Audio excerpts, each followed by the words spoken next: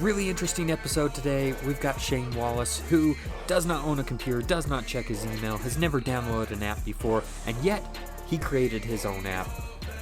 You're going to want to listen to this one.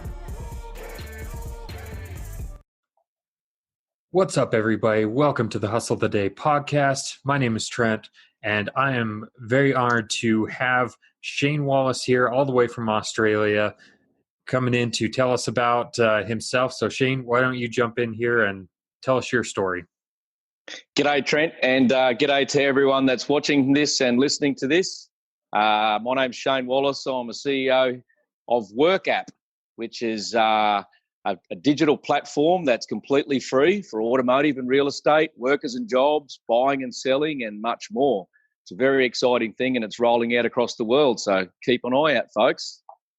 Very cool. And like you mentioned, I forgot to ask you about this before we got started, but you mentioned that it's completely free. And if you look at your website, you know, it's free for everyone, not just to download, but to use, which is really unique. Yeah, it is really unique. It is really cool that, people say, oh, well, if it's free, how are you going to make money out of it? Well, the simple answer is digital advertising.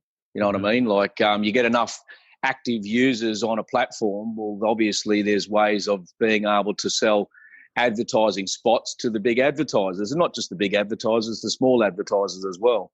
Right. But the beauty of the WorkApp, the revenue model that we've come up with for WorkApp is a model called WorkApp Billboards. Mm-hmm. And the billboard starts in the 7th position, not the first. The first are the free listings, closest and freshest.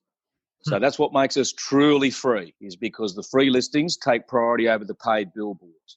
But, you know, when you get millions and millions of people using a platform, those paid billboards, you know, if I pluck a brand that I like, Toyota, they will love to buy that billboard with millions of users. And same with the likes of, you know, other big advertisers out there. So the revenue model for WorkApp is really based on lots of active users. And which is the good part about that is it means we're helping a lot of people around the world to thrive without a cost. So that's the aim. Yeah, absolutely. And I like that you have it, as you mentioned, in the 7th position, because that's more user geared, user focused. You know, they're not being bombarded with it right at the beginning. So that's a very unique approach and very user centric approach. So you've got a really unique story, and we'll get into that. But I want to ask some of the questions I typically ask those on this show is, you know, who has been the most influential person on you today? Well, look, in the last decade, it's definitely Elon Musk. Okay. You know, I've watched Elon try and fail, succeed, and you know. He's always had the attitude, from what I can tell, that failure is only a thing if you stop trying type thing. You know, like you don't fail if you don't stop. You keep going and eventually you succeed sort of thing. And he's been definitely one of those people that I've witnessed do that. You know, Richard Branson's another one.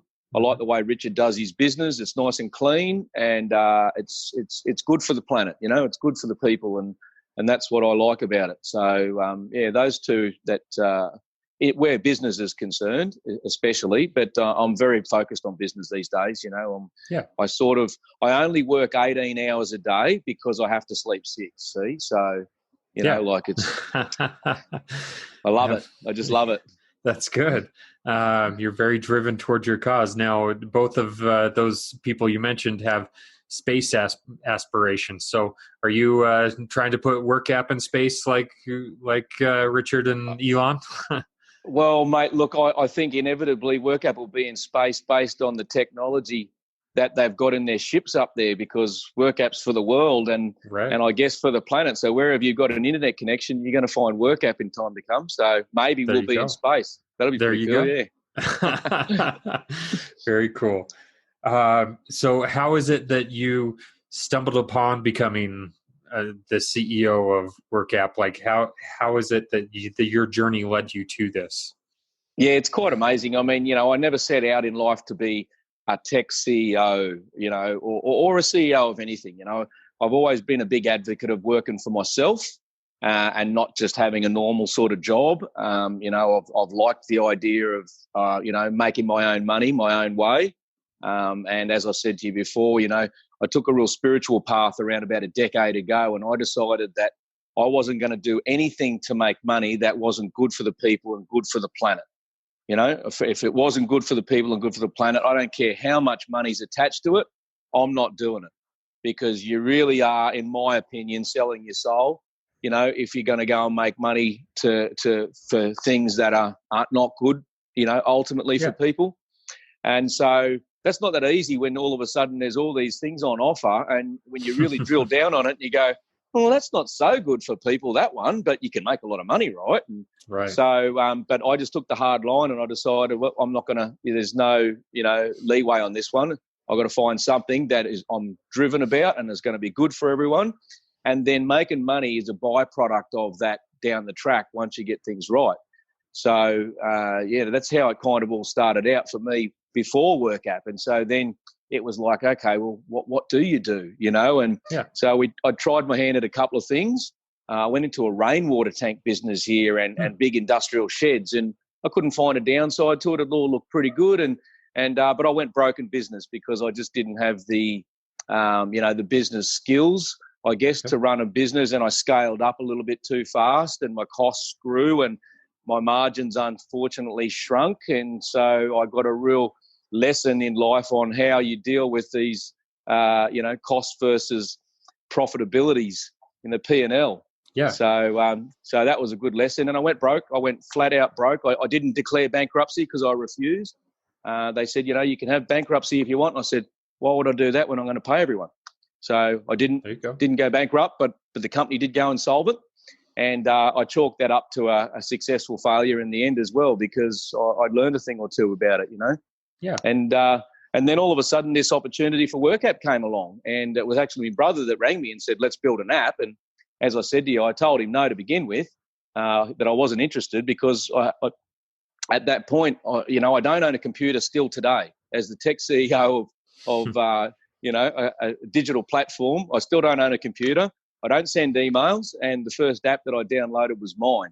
So, the beauty of that is I didn't have any preconceived ideas of what it is that you can't do. True. So, people would say to me, you can't do this and you can't do that. And I'm thinking, well, I don't even know what you're talking about. You can't do this and you can't do that. So, I didn't know that I couldn't do this, right? Mm-hmm. So, here we are, and forging pathways 7 years later, and we're doing it. Yeah. We are doing it. Absolutely. That's a fantastic story. And you mentioned some of your failures, but you mentioned that you learned from it. And that's crucial, because failures are just learning opportunities. They're like university degrees. They really are. True. Like if you go broke to the tune of $500,000 in business, then that's a $500,000 university degree if your attitude's right. Mm-hmm. If you're really uncovering where things went wrong instead of laying blame, which unfortunately as humans we tend to do as our default mechanism, is lay blame first and maybe get around to the day where we digest it and reflect and realise, oh, hang on, I could have actually done that and that would have changed things altogether. Yep. So the first thing I learnt in life in general, not just in business, is you blame no one for nothing, ever. You cannot blame anyone for anything, ever. It's all a reflection of you, and you've got to go and change things within you to change your outer world. And so that helped me a lot, and here we are today, and, so things are good. I agree that, it is a reflection of yourself, but I've got a good friend who, spent $45,000 in schooling for his master's degree, and then he started a business with $6,000, and he said he learned more in the $6,000 starting a business than he ever learned in the $45,000 of schooling. So you're definitely learning hands-on and getting that experience. And so that's great that you see it that way. Since this is the Hustle the Day podcast, how is it that you personally define the word hustle? I think hustle for me is just finding a way forward. It's doing what you need to do and you have to do to find the way forward. A lot of us, we look at the obstacles as roadblocks and we focus on the obstacle rather than the path forward. And when you've got a hustle attitude, you're looking for that way forward. Even if it's a minute, little, tiny opening, you're looking for that opening, and that's the hustle. Very cool. Good definition. Like I said, I've never gotten the exact same answer from anyone, and I love it. I love the diversity. I love the ability to have anybody define that word in a different way. So you mentioned your lack of a computer. Your first app that you ever downloaded was your own. How do people respond to you being a tech CEO with such unconventional methods? Oh, look, I mean, it's that story is coming out more and more through these podcasts. Obviously, you know, it's not something I go around daily saying, "Oh, hey, guess what? I don't have a computer." No. You know. Yeah. So it's just one of those things. But you know, it's a clear choice that I make. To be honest, Trent, it's not so much about the time; it's about where I spend my energy. Right now, I have witnessed people make relationships with their computer. Yep. I have witnessed people have arguments with their computer like they're a person. And I'm talking full-blown arguments where you're waiting for the computer to speak back to this person, like you're having a full-blown conversation with this computer. And I swore years ago, right, you know what, I don't have room in my life for another relationship like that. I'm just not going to make the relationship one, right?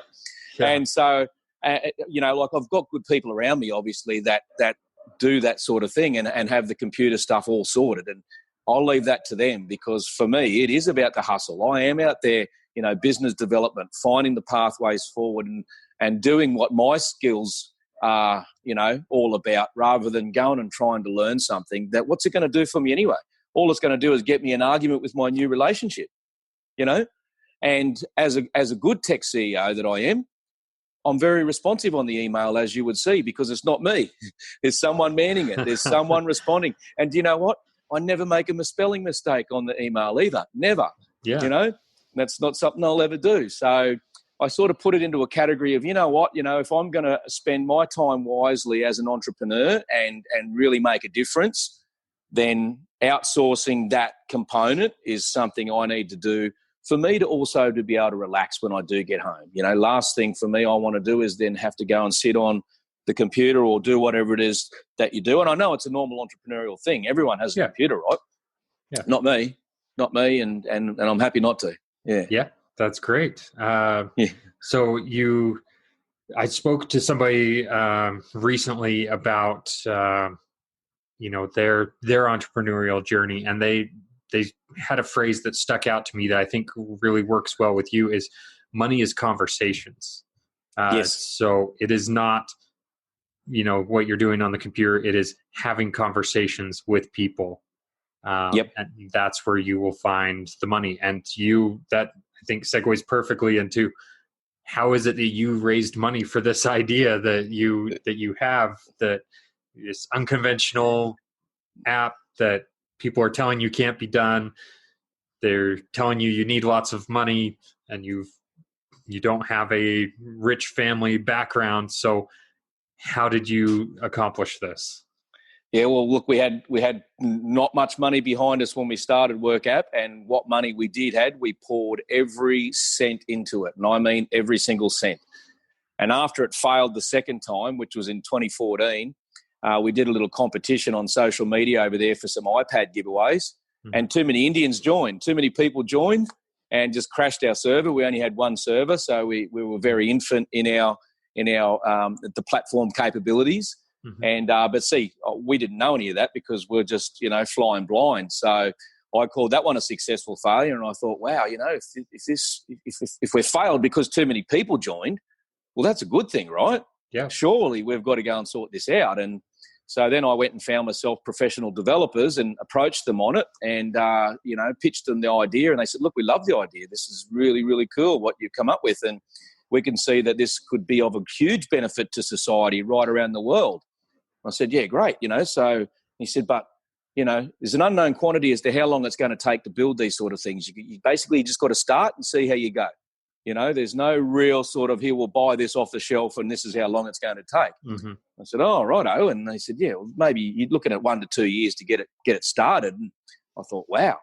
And he said, as long as you can fund it, you'll be right. And I said, oh, what sort of money are we looking at? And he said, I'll just start with $1 million and see how you go. And I'm thinking, $1 million? And he said, you're right for that? And I said, yeah, I'm all right for that.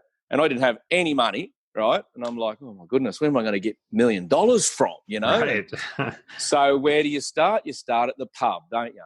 So I went to the pub for a beer and I thought, I'll go and have a think about it. I'll go and have a little think about it and have a schooner of beer, and met a fella at the pub. And, of course, I'm pitching WorkApp everywhere I go, 24/7. I pitch it to myself in the sleep. I pitch it to everyone everywhere.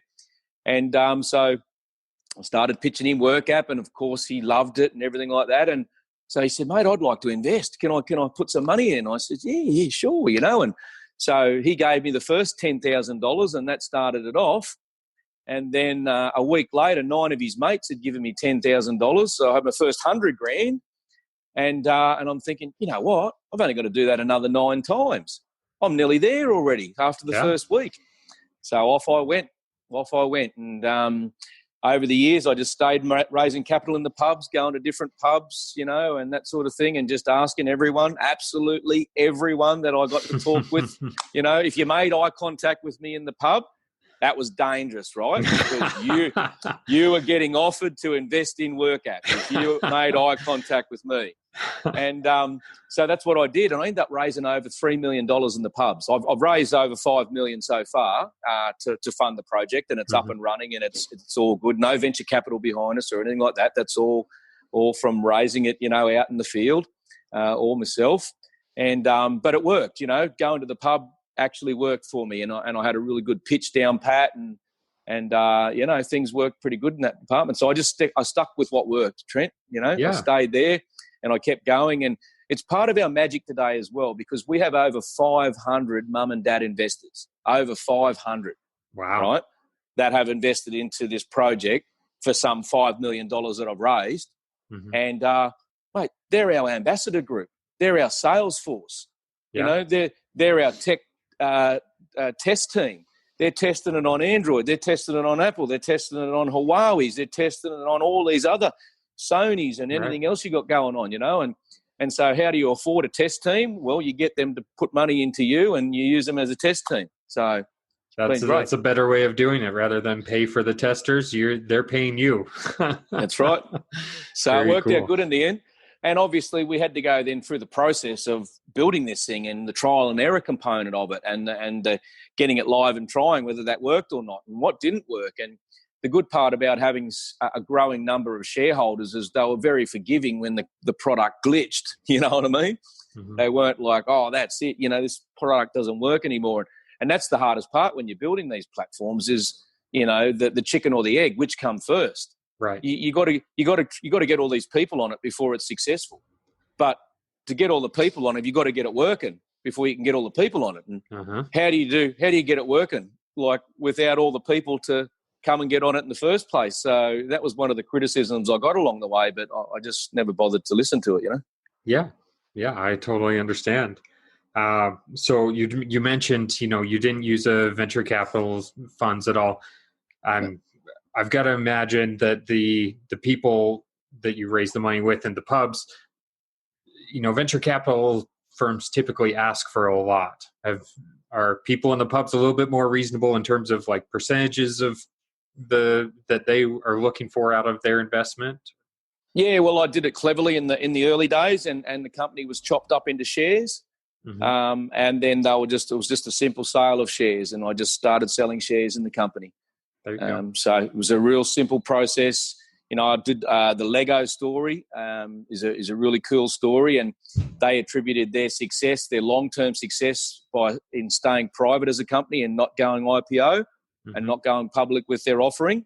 I looked at Elon Musk's story with PayPal when eBay bought PayPal out, and all of the hoo-ha that went around the back of that. And, there's a few other stories, and I sort of based my method and my plan for the company based on those stories.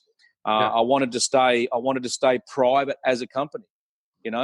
and without any sort of board of directors in place, and without any sort of, a venture capital firm owning us and telling us what they now wish require us to do, sort of thing. Because one thing that it was concerned me with VCs as well is they are very focused on the ROI component, the return on investment, and that's fine. Every investor should be. I agree with that. But do you know, it was the last thing on my mind? It was the absolute last thing on my mind was ROI. Right. You know what I mean? And I want this to be worldwide, helping people to thrive in the digital age. And through the successful completion of that, we'll make a lot of money. But if the money component, if the ROI component is your focus up front, your head's in the wrong spot. You're not focused on the value proposition. And if you're not focused on the value proposition, you're not going to win in business. You know what I mean? You're not focused on the users.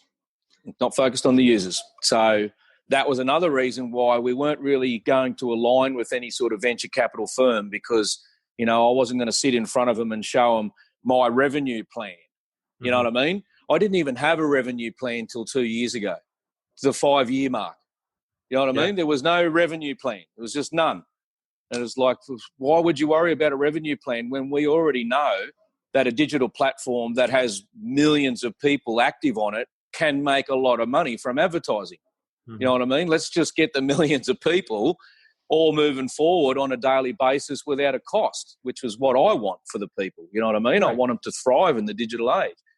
So, yeah, I understand. That's very cool that you're so focused on, what your end goal is. You're not being bogged down by the things in between, the steps in between. It's, look, I've got this goal and nobody's going to tell me it's not achievable. And that's right. Yeah, I love that spirit about you. What has driven you to keep going in the face of everything being unconventional, which I love. I love your story that it is unconventional, but what has kept you driven in the face of people, planting seeds of doubt and, some of those things that entrepreneurs deal with in general, but I imagine yours is a little more amplified because it's an unconventional route. Yeah, I guess the challenge of it all was something that also fed my soul. It is a big thing we're doing. It's been very hard to do. It hasn't been easy to do it all. Yeah. But I would rather fail at something that's worth, failing for than to succeed at something that was really easy to achieve for me personally. You know what I mean? And I looked at the goodness that this had attached to the people of the world, especially in the developing nations. You know what I mean? Like the people need a platform. I mean, I've witnessed my friends over the last decade be dumped by this digital tidal wave that's rolled through. It really has. It's rolled through. And I've seen it firsthand because I'm not a computer person. I'm not a tech person. I wasn't into all that stuff. Back in the day, we used to just put an ad in the newspaper and you got yourself a week's worth of work or a month's worth of work just from one little ad in the newspaper. Well, that doesn't happen anymore. Now you've got to go and pay for search engine optimization. You've got to get all your keyword strategies in place. You've got to pay a firm to do that unless you're a very clever person on the computer, right? Or you've got to go and make yourself a personality on social media. Well, not many people want to do that. You know what I mean? Right. So where's the openings out there for us to get out there and basically just make our ends meet? Then you got the fact that, with WorkApp, it gives you the closest active plumber, the closest active hairdresser, the closest mechanic instead of who pays. You can't pay to rank at the top of the search on WorkApp. It geolocates you and gives you the closest active result. Okay. Well, when we use Mrs. Jones as an example looking for a plumber, at the moment she gets on the system, looks for a plumber, she gets one 10 suburbs away that paid the most to rank at the top. Right. That person's now on the road for an hour to drive over there when really there was 1-2 streets away from her. How does she locate that 1-2 streets away from her? Like we used to in the locality of us doing local advertising. Well, this is what WorkApp's going to do, is bring back the digital version of the good old days, because on WorkApp, Mrs. Jones will get on there and she'll get the plumber that's closest to her at the top of it, and it'll be one a street away. Now, we've just taken a car off the road that for an hour. If you expand that out around the world, this is localising our communities for trade and commerce worldwide. And that's what we need. Mm-hmm. Not only that, it means now you don't have to make a personality out of yourself on social media. You don't have to pay for this crazy search engine optimization stuff. You know what I mean? Get on WorkApp, it's free. And if you're the closest to Mrs. Jones, you're at the top. She doesn't have to choose you. She can go down the list. I mean, but it's really about basically helping the people get back into the realm of trade and commerce without having to be a professional on the computer and all the stuff that goes on with it, And there's lots of us. There's lots of people that got left by the wayside over the last decade when this digital tidal wave rolled through, and they've just resigned themselves to the fact that this is the way it is now, And so that was where I got really, passionate about having WorkApp work for the people. Because I knew that once we get a lot of people on it, it's going to help the plumbers, it's going to help the mechanics, it's going to help the workers that just need a week's worth of work to make their ends meet, and it's not going to cost them any money. It's not going to cost the tradies any money. You know what I mean? There's no catch. And it's fair because it's closest instead of who pays. And that's what I really want for the platform and the people, is to bring a level playing field to the world and help people thrive in this digital age. Yeah, and I love that, you mentioned earlier that you want to do something that's good for the planet. And, it's kind of like, how does WorkApp do that? But like you mentioned, you just took a car off the road for an hour. That makes a difference. Makes a big difference. Absolutely. Just being close-knit in that community, and that all adds up. It's a snowball effect for sure. Yep. Very cool. So you started in Australia. You've started to roll out to the world. You're in the United States. You're in Europe. How has the international rollout been for you, and what are some of those challenges you've encountered? Well, it's been good. I mean, over the years, it's been a challenge. WorkApp has 24 international trademarks now as well. So we've done some really clever work in the back end in the early days from an intellectual property side of things. Mm-hmm. And that's very important. Obviously, we're a serious player on the world stage, even though we're an infant right now. We're a growing infant, and we're very serious about what we're aiming to do. I'm just tickled pink and so excited to be rolling it out for the US. I've never been to the US, but I'll definitely be coming over next year, and I can see a great scope throughout the US, especially with the small businesses over there, because this is very much, a thing to help these guys, as we've just spoken about. India is going hard, gangbuster right now. India just grows every single day for us, and will just continue to grow because they're a developing nation in a big way now, and they're massive. Growing middle-class economy over there, and they're very densely populated as well, which suits the WorkApp way that our database is arranged, with the closest active worker or the closest active, market stall selling, garments or whatever. So I think it's really going to be a good thing for them over there. Europe's a little bit slow for us, but it is starting to pick up now. And I think US will start to just really gain its momentum, and ultimately we'll just see it explode everywhere. My plan is to develop it into Chinese and Japanese and German and French, eventually bolt on cryptocurrency payment gateways in the back end so that people can trade with their crypto and that sort of thing, and buy and sell. And, I'm aiming for it to be a worldwide marketplace that's free, with no cost, no catch, and there's no downside to it, and it will just make its money from the digital advertising model, which will expand more and more and more over time, sort of thing, Yeah. But as far as the rollout goes worldwide, I would say it's a success right now, even though we're just really starting to creep. It is a success because people are hearing about it far and wide. I mean, we have over 1 million people that are following our global Facebook page. The WorkApp Facebook page has over 1 million followers, not just page likes.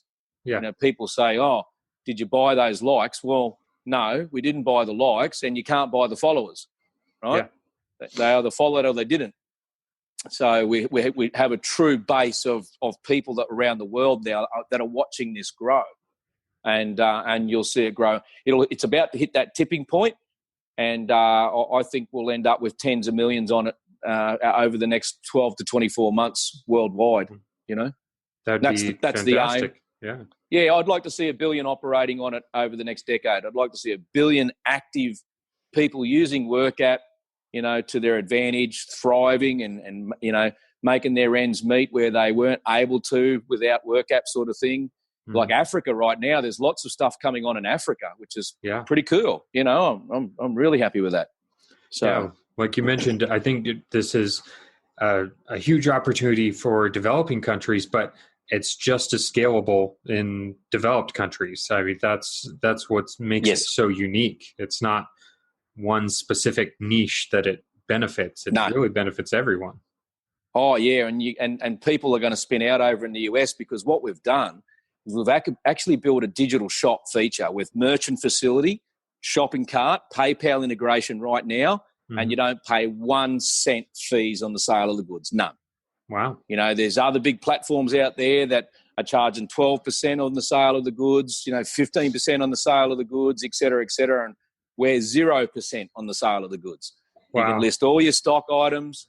There's just I don't want to make money in that area. I want to put people in front and getting their ends met and really thriving. And, we'll make money from the digital advertising component of it. We don't need to be making money in every little thing. And I guess we're fortunate in that sense because we've combined all of the industries into one.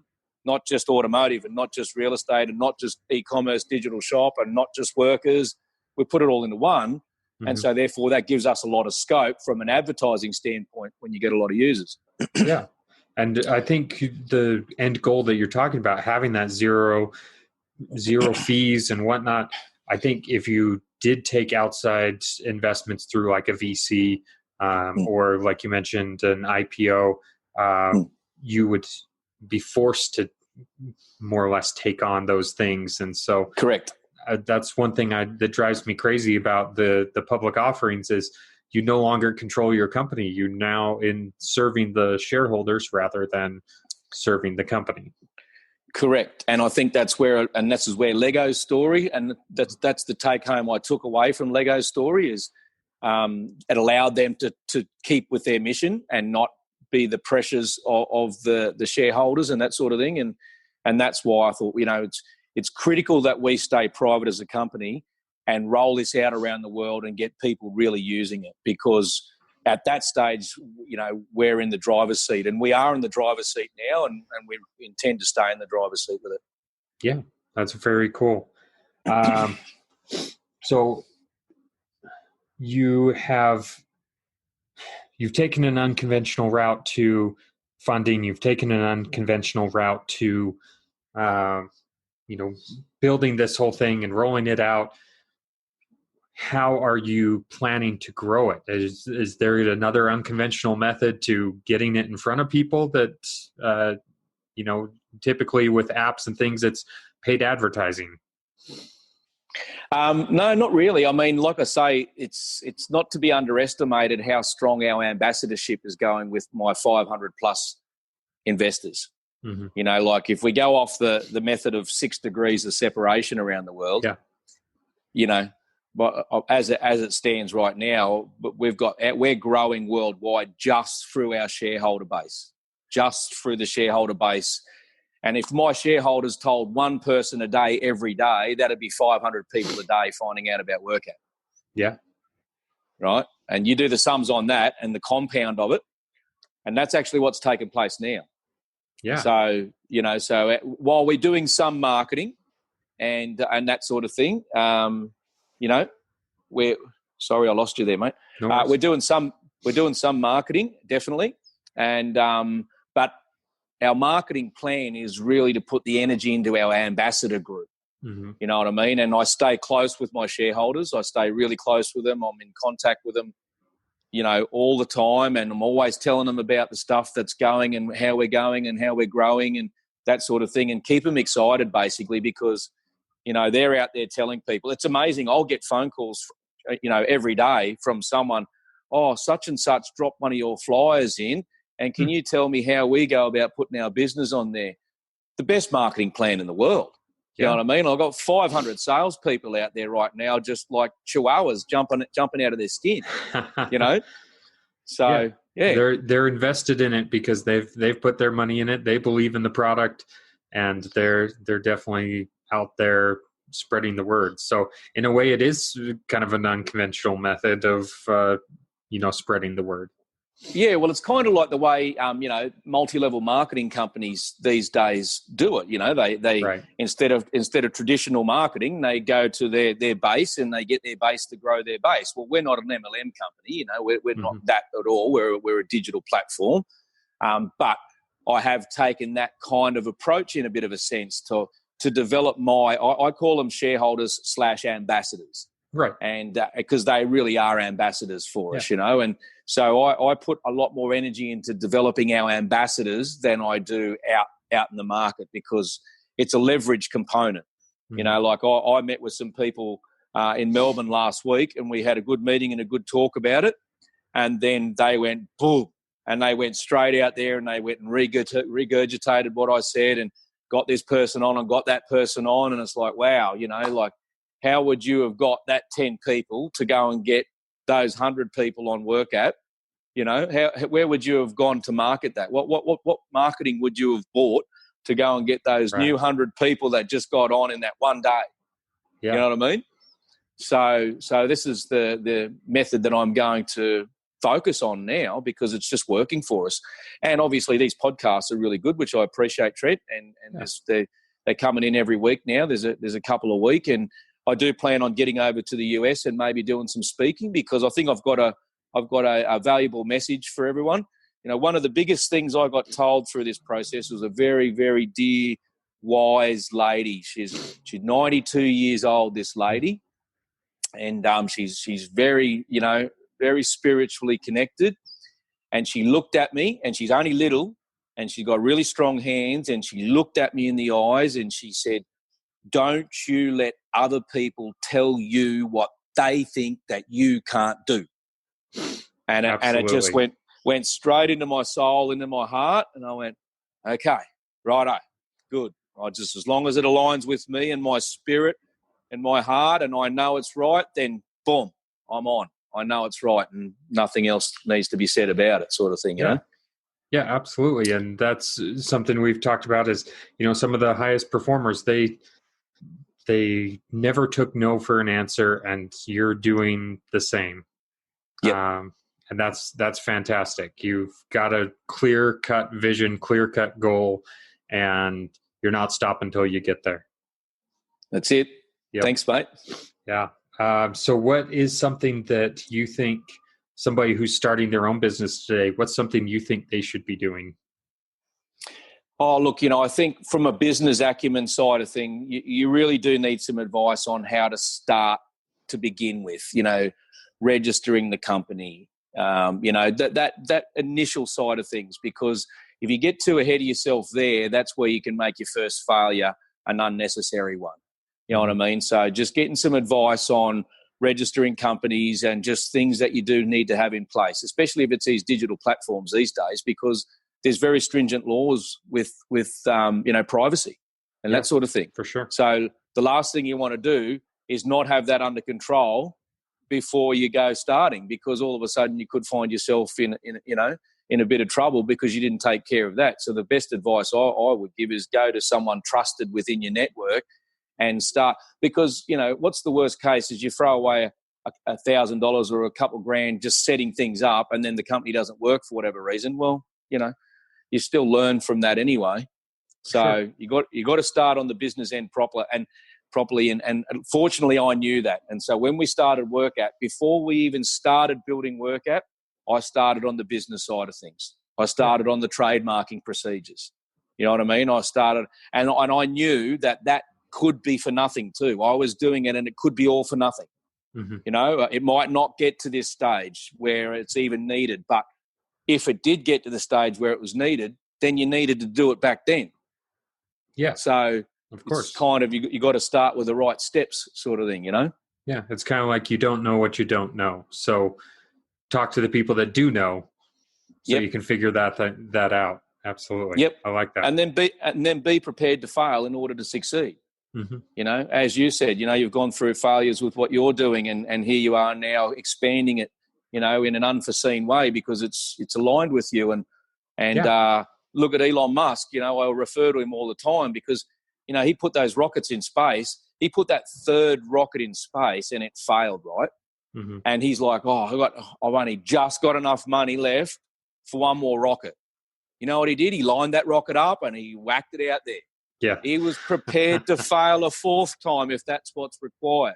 Right. You know what I mean? And you've got to be prepared to fail in order to succeed. You really do. Because if you're not prepared to fail, you won't do what it takes to succeed. Absolutely. I completely agree with that. So I want to, make sure that I'm not taking up too much of your time, but I do have one more question I want to ask you. And that is, what excites you about the future? Not necessarily business, personal, whatever it is. What's exciting you about the future? Well, I think humanity is turning a corner, Trent. I really do.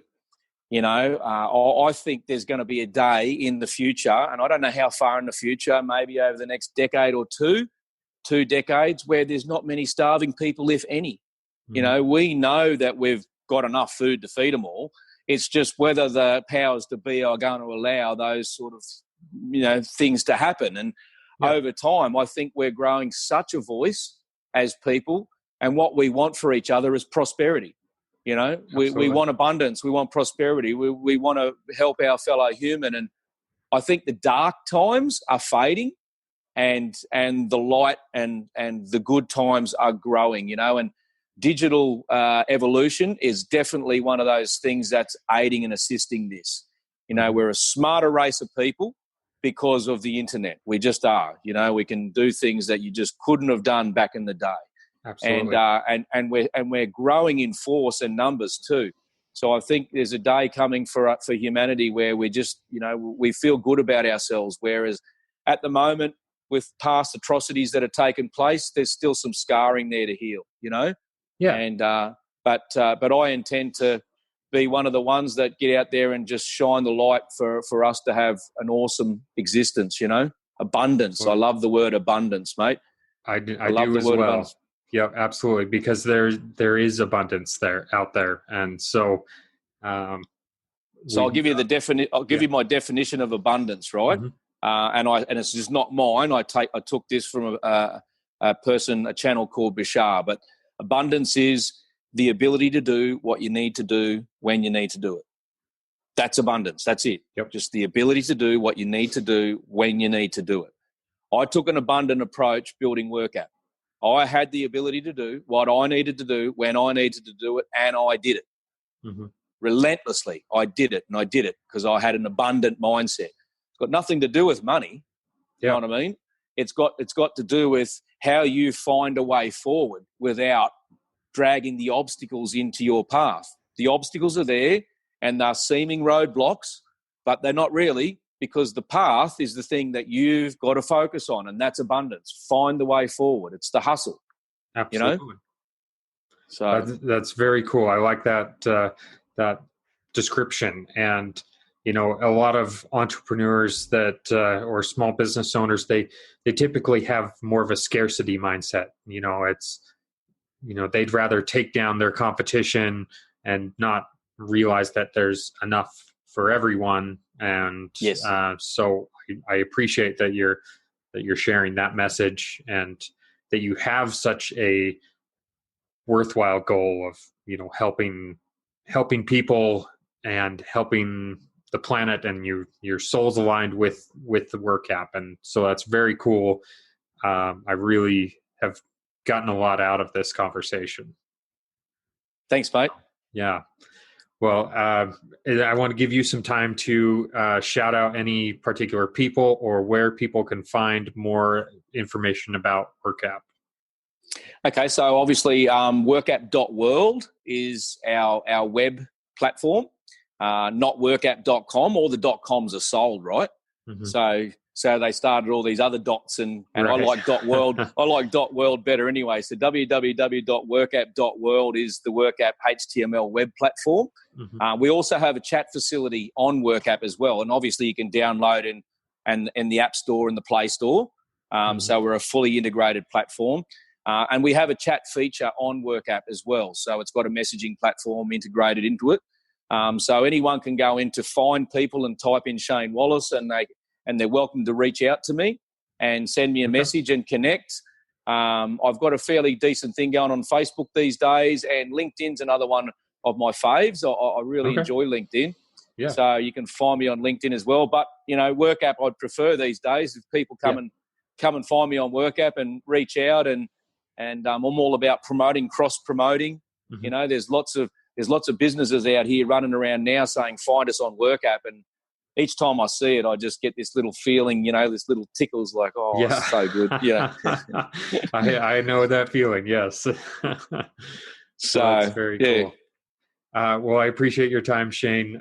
Thank you for all that you've provided here. And, I know I've gotten a lot of value out of this. And so I know my audience has gotten a lot of value out of this. And to all those that are listening, I want you to get out there and hustle the day. Hustle the day. Thank you, mate. Lots of love to everyone.